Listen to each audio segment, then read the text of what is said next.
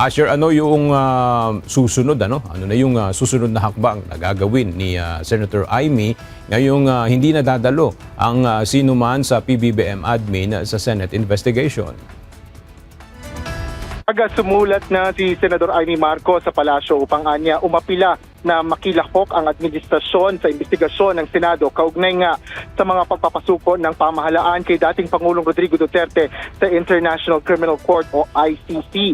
Matapos ang unang Senate hearing kaugnay sa pag-aresto kay dating Pangulong Duterte, nagdesisyon si Senador Amy Marcos na magkaroon ng pangalawang pagdinig.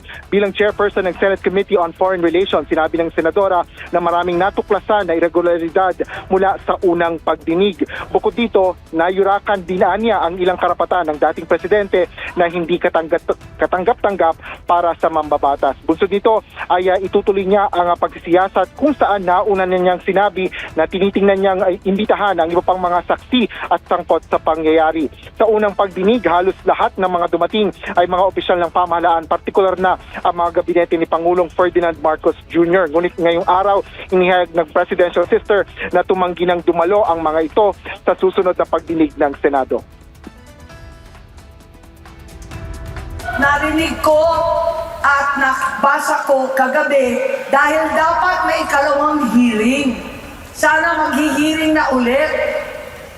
Ang sabi ngayon ng Executive Secretary Bersamin galing sa Malacanang na hindi pupunta ang sino man sa administrasyon.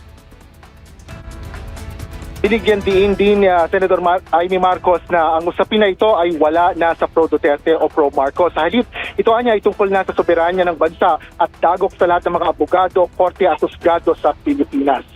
Aga nakatakda ang susunod na pagdinig ng Senado kaugnay sa pag-aresto kay dating Pangulong Duterte sa Huwebes, April 3. Yan muna ang latest. Balik sa'yo, Aga.